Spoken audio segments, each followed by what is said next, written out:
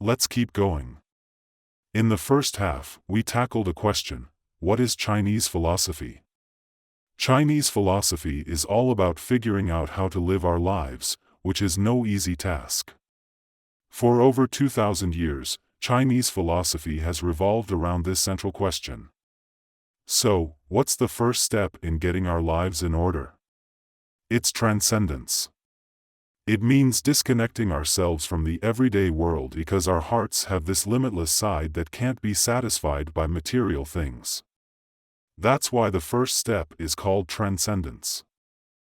Europeans and Arabic people have hearts with limitless dimensions too, just like any other human beings. They also seek transcendence. How do they do it? Through religion. Europeans have Christianity, and Islam is the predominant faith in the Arabic world. Religion also guides them on the path to enlightenment.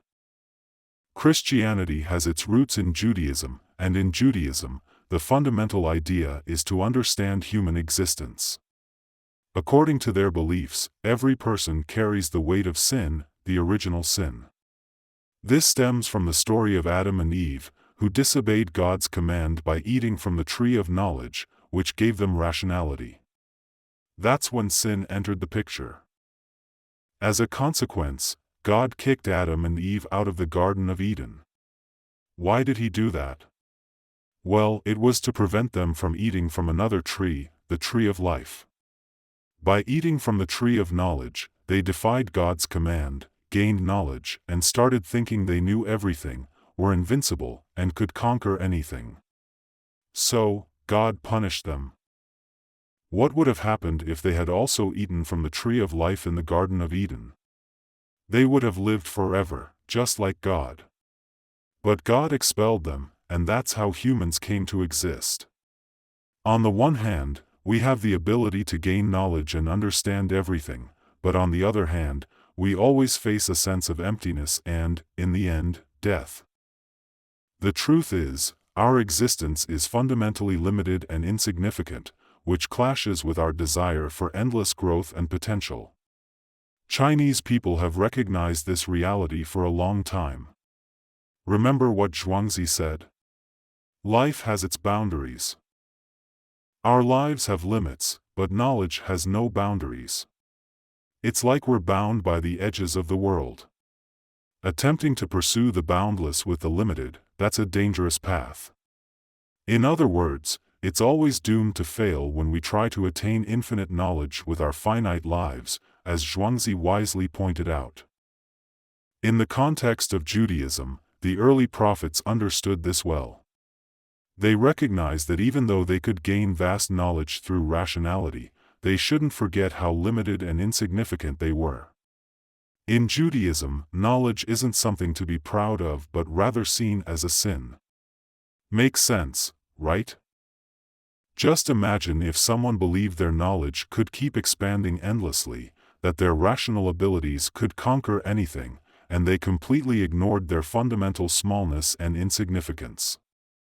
That person would be downright terrifying because they've lost the essential quality of humility. So, what's the key to having faith? It's humility. And I'm not just talking about being modest. It's about truly understanding and accepting our limitations and insignificance. Only those who fully grasp the emptiness we face and live in the present with that understanding can genuinely have faith. This principle also resonates with the teachings of Buddhism. So, Westerners have chosen religion as their path to enlightenment. They worship and fear God, dreaming of reaching heaven. God and heaven are both otherworldly concepts, and that's how they find their purpose.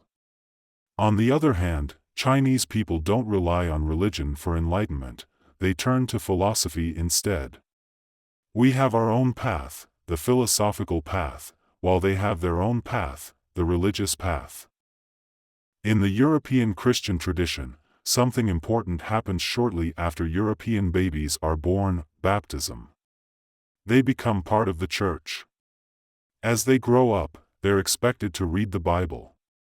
And when they tie the knot, where's the wedding held? In a church. Having a church wedding signifies that marriage isn't just a personal thing between two individuals. It's seen as part of God's plan, and they're made aware of that. In China today, we have wedding planning companies.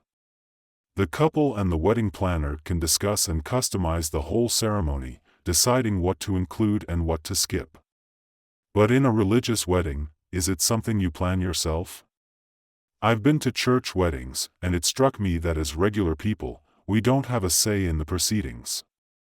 The entire ceremony is conducted solemnly and impressively by the pastor or priest, allowing the newlyweds to realize that their marriage goes beyond their individual choices. It becomes part of God's plan. Isn't that a path to enlightenment? Do we have a similar path to enlightenment? No, we have philosophy, Chinese philosophy. What's the issue, you ask? Well, our younger generation hasn't really delved into Chinese philosophy and found their enlightenment. That's where the problem lies. We seem to have forgotten about that heartfelt aspect and only concentrate on matters of the mind. Now, let's dive into the next part. What exactly is School of Heart? Just to be clear, School of Heart is not psychology. Who can we credit for the origins of School of Heart? Well, that would be Mencius, 4th century BCE. Confucius laid the foundation for Confucianism, and Mencius carried on his legacy. When Confucius was sharing his teachings, what was the main idea? Ren, or benevolence. That's why Confucianism can also be called Ren Shui, the study of benevolence. But it was Mencius who took things a step further, transitioning from Ren Shui to School of Heart. So, Mencius truly pioneered School of Heart in Chinese philosophy. Let's talk about this heart concept first. According to Mencius, our hearts have 4 aspects of inherent goodness. The idea is that morality originates from within us, from our hearts. This sparked a debate between Mencius and Xunzi, 4th century BCE, about human nature, you know? Xunzi argued that humans are naturally inclined towards meanness, while Mencius argued that humans are naturally inclined towards goodness. This debate is often referred to as the theory of innate badness versus the theory of innate goodness. Let's take a closer look at Xunzi's viewpoint. Why did he think that human nature is inherently mean? It's a simple line of reasoning. Humans are living beings, and living beings have a natural instinct to look out for themselves. Let's say we all have a hungry stomach that needs food. But what if there's not enough food for everyone, so that if you eat first, I won't have anything to eat? Would we be like, oh well, if you eat, then I'll just go hungry? Definitely not. Because my stomach is still growling with hunger. Humans have this instinct to protect themselves, so when resources become scarce, what happens between people? Conflict. There's no escaping it. That's what we mean by inherent human meanness. You see, humans are a bit smarter than animals. Where does that smarts come in? It's about understanding what happens when both sides in a fight end up wiping each other out. The whole society crumbles. To prevent this kind of disaster, our human smarts led us to invent morality. But what does morality mean, really? It's about setting limits on fights over interests so society doesn't fall apart. The rules of morality came from this idea, as Xunzi taught. We follow morality not for any other reason, but why? To make sure conflicts over interests stay within reasonable bounds. That's why Xunzi believed morality comes from where? It comes from our brains, our higher intelligence compared to animals. With our smarts, we can avoid mutual destruction and come up with moral rules. That's what Xunzi's teachings are all about. So, where does Mencius say morality comes from? It comes from our hearts. In Mencius' words, everyone has a heart of empathy. Everyone has a heart of shame and dislike. Everyone has a heart of courtesy and humility. Everyone has a heart of distinguishing right from wrong. These qualities, empathy, shame and dislike, courtesy and humility, and the ability to discern right from wrong, are the positive aspects of our hearts, the four foundations of goodness. Now, when Confucius talked about benevolence, where does it come from? It comes from within us, in the form of empathy, which is also at the core of benevolence.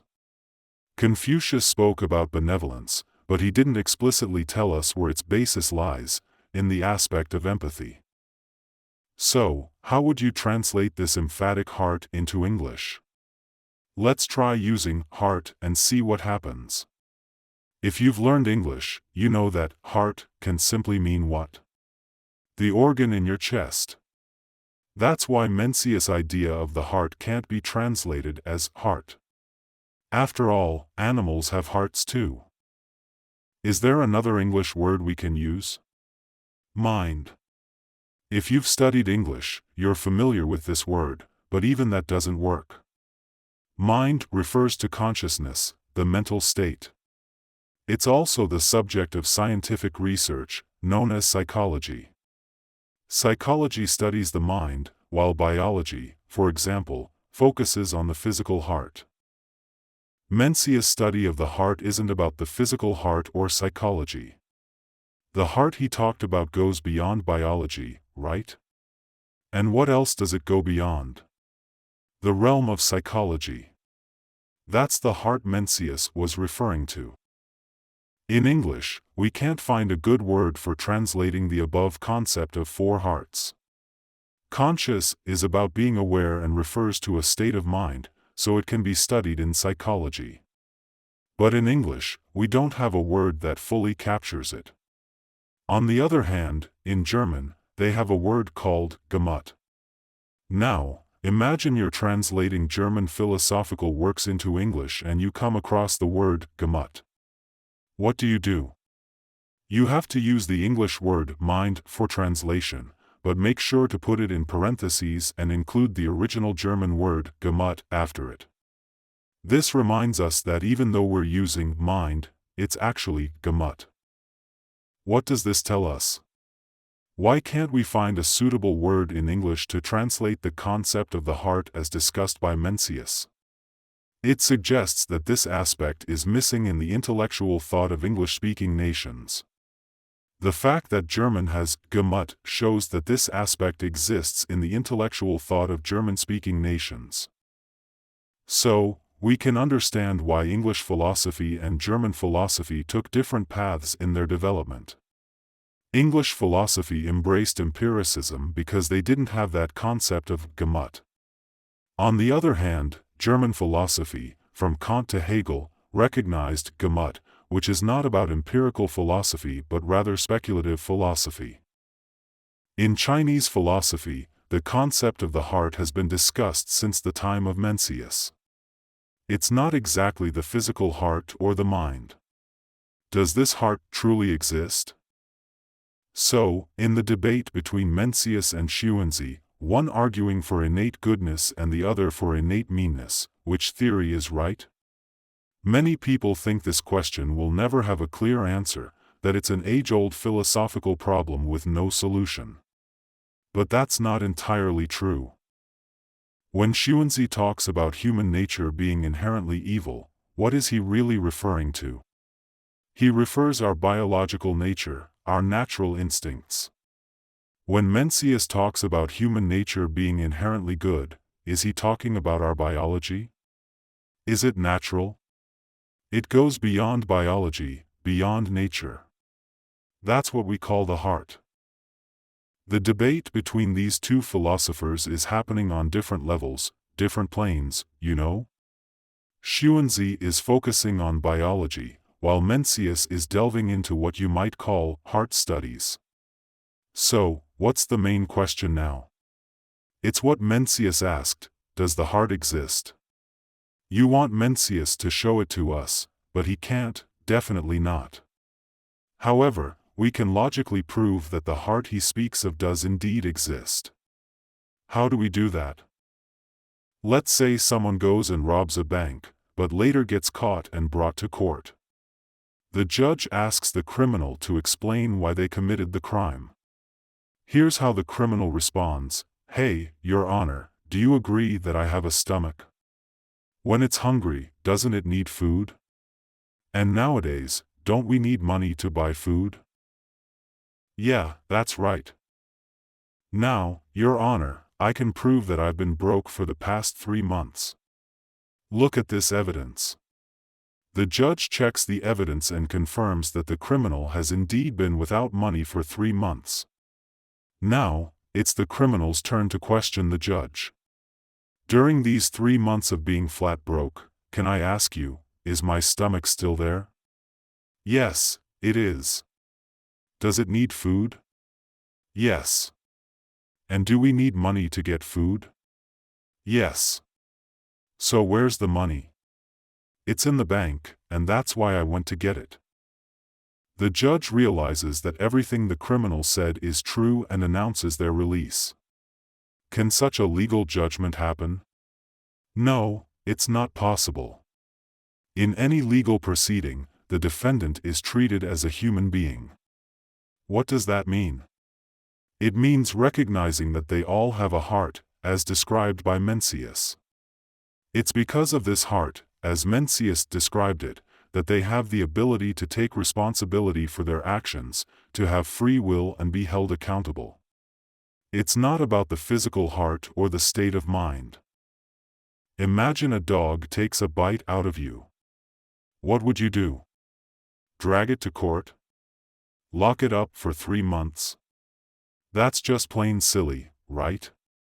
You'd be treating the dog like it's a person, thinking it has a heart like we do, but dogs don't roll like that.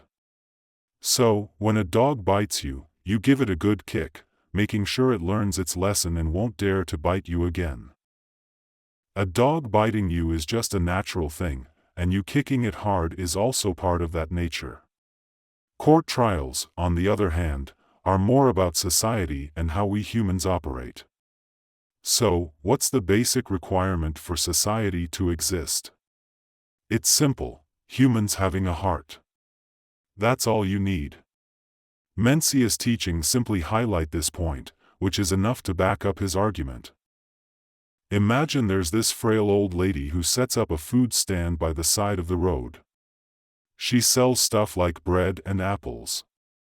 All of a sudden, a bunch of hungry young guys show up, stomachs growling. Now, according to nature's rules, it would make sense for the old lady to run for her life. I mean, she's no match for these strong dudes, right? But instead of making a run for it, she stays cool and sits tight. Why? Well, she knows a couple of important things.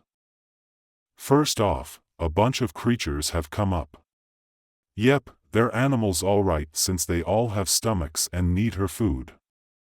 They're not a bunch of stomachless angels who couldn't care less about her bread and apples. So, that's the first thing: animals have arrived. But here's the kicker: she also knows another crucial fact: they're beings with a heart. So, why have they come to her food stand? Not to snatch stuff away from her. They dig into their pockets and pull out something only beings with a heart can grasp: money, cold hard cash. They strike up a deal with her. And that's what Mencius meant by heart. Imagine if we took away the idea of heart that Mencius talked about. Would human society even exist? Nah, we'd just be hanging out with the animals. Why do we need to defend Mencius anyway? We don't have to. It's because we humans have a heart that we can recognize ourselves as social beings. Let me give you an example. If you wave $100 in front of a dog, does it mean anything to them? Nope, they'll sniff around, but without the smell of food, they're not interested. Those $100 represent something that exists in society. And it's only through the concept of heart that Mencius talked about that we can understand how society comes into play. Otherwise, we'd just be part of the natural world. That's why the coolest and most amazing thing about Mencius' teachings is his focus on the heart.